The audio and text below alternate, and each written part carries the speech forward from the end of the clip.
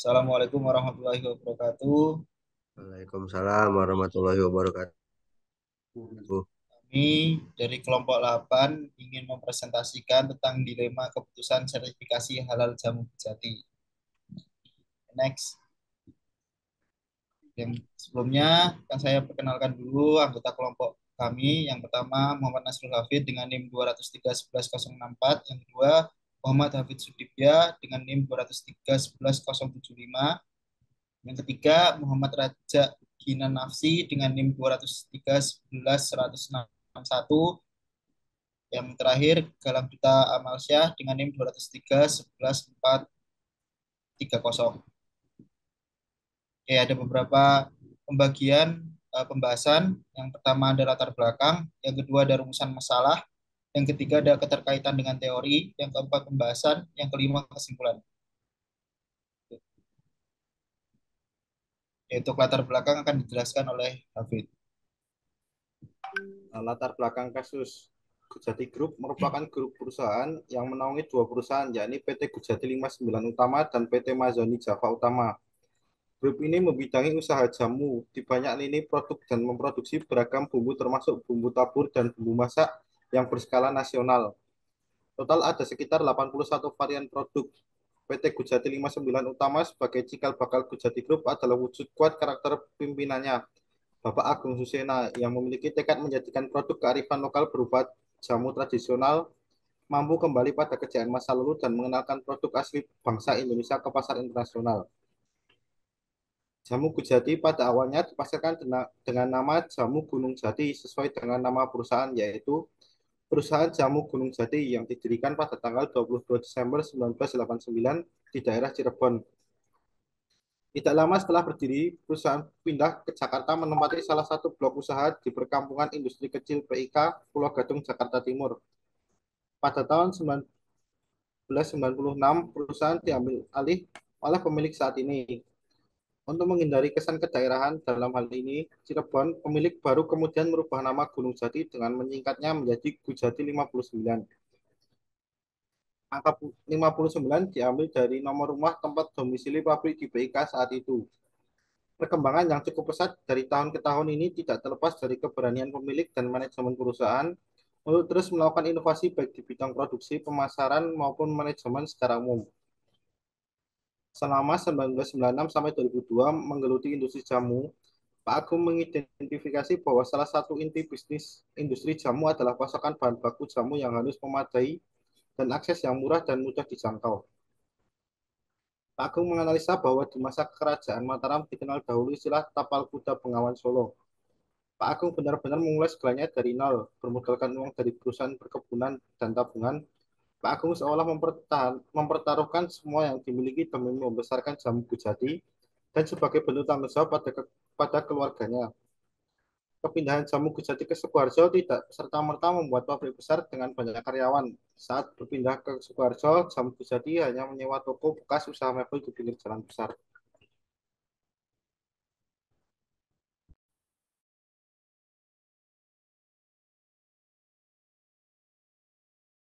Next.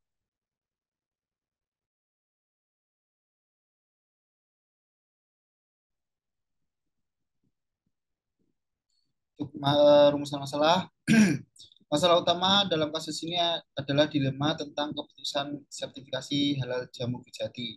Fokus dilema lebih pada motif diambilnya keputusan tersebut dengan tantangan yang dihadapi oleh proses memenuhi standar produk halal versi MUI. Kasus ini juga ingin memberikan gambaran bahwa perubahan tidak selalu didorong oleh faktor eksternal.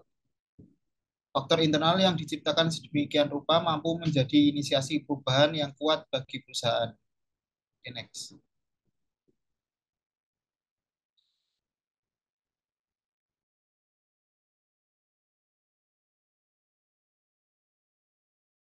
Selanjutnya ada problem solving. Sistematis, yaitu pendekatan secara rasional dan analitis. Manajer membuat rencana sebelum mengambil tindakan dan dengan hati-hati mencari informasi untuk memfasilitasi pemecahan masalah secara bertahap. Intuitif, pendekatan berpikir secara fleksibel dan spontan. Ini cenderung bekerja paling baik dalam situasi di mana fakta terbatas dan beberapa preseden keputusan ada. Multidimensional thinking, yaitu kemampuan untuk mengatasi banyak masalah sekaligus. Next. Dengan pengambilan keputusan terdapat 5 langkah. Yang pertama adalah langkah pertama, yaitu menentukan tujuan. Dalam melakukan pengambilan keputusan, menentukan tujuan adalah hal yang terpenting sesuai dengan teori dalam buku bahwa if you do not know what port you are heading for, any wine is the right wine.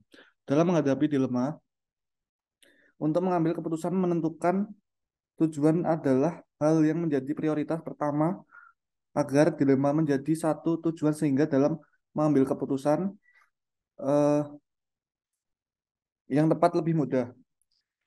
Selanjutnya yang kedua adalah langkah kedua yaitu mencari informasi yang relevan. Langkah berikutnya dalam mengambil keputusan mencari informasi tentang faktor internal dan eksternal menjadi hal yang sangat penting karena dalam informasi yang tersedia dan relevan menjadikan informasi sebagai acuan dalam mengambil keputusan yang luas. Yang ketiga ada hasilkan opsi yang layak. Kita harus memilih opsi terbaik. Pertimbangkan bahwa beberapa opsi yang digunakan bersama-sama dapat memberikan solusi terbaik. Memilih suatu keputusan dari 2 atau lebih pilihan yang ada tergantung pada situasi dan kebutuhan. Seidentifikasi setiap kemungkinan hasil dan hasil yang akan ditimbulkannya, positif atau negatif. Selanjutnya yang keempat ada membuat keputusan. Membuat keputusan setelah melewati langkah menentukan tujuan, mencari informasi yang mendukung dan relevan dan ide yang sekarang membuat keputusan yang dengan berdasarkan penilaian dari beberapa langkah sebelumnya, yang mana keputusan ini dibagi beberapa level prioritas sehingga memudahkan untuk mengimplementasikannya. Selanjutnya yang kelima ada evaluasi dan implementasi. Untuk langkah kelima ini mengimplementasikan keputusan yang sudah diambil kemudian mengevaluasikannya untuk mendapatkan keputusan yang lebih baik sehingga mendapatkan hasil yang maksimal.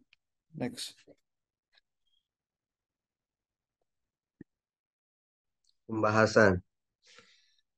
Nah, keputusan sertifikasi halal dianggap tidak populer karena dipengaruhi oleh 2 faktor, yaitu yang pertama, pihak MUI tidak mewajibkan produk jamu herbal tradisional bersertifikasi halal. Nah, karena menurut MUI produk yang berasal dari bahan alami seperti tumbuh-tumbuhan sudah terjamin halalnya.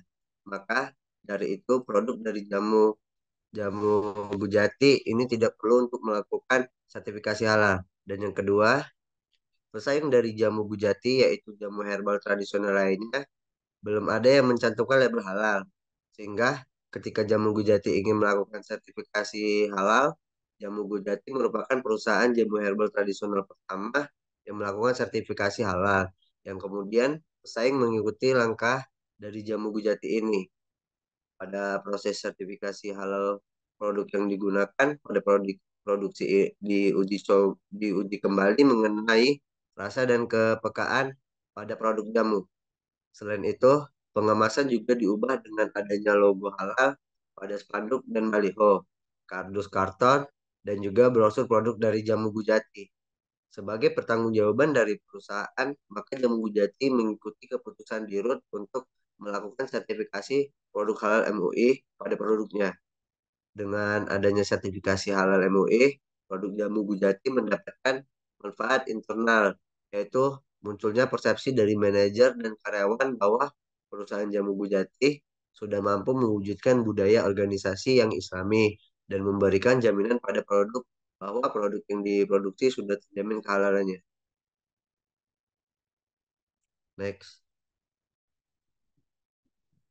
Oke, untuk pembahasan yang terakhir yaitu kesimpulan dari kasus perusahaan jamu Kejati itu bahwa faktor dari internal dan eksternal memiliki impact yang besar bagi perusahaan, seperti lebih terpercaya dan lebih terjamin untuk mengkonsumsi dan menjadi lebih aman untuk diedarkan secara global dengan tenang untuk memproduksinya. Dengan mendaftarkan jamu ke MUI, maka sebagai produsen jamu di negara yang mayoritas beragama Islam menjadikan jamu ini lebih terjamin. Mungkin ini yang bisa kita sampaikan. Sekian, kurang lebihnya mohon maaf. Wassalamualaikum warahmatullahi wabarakatuh.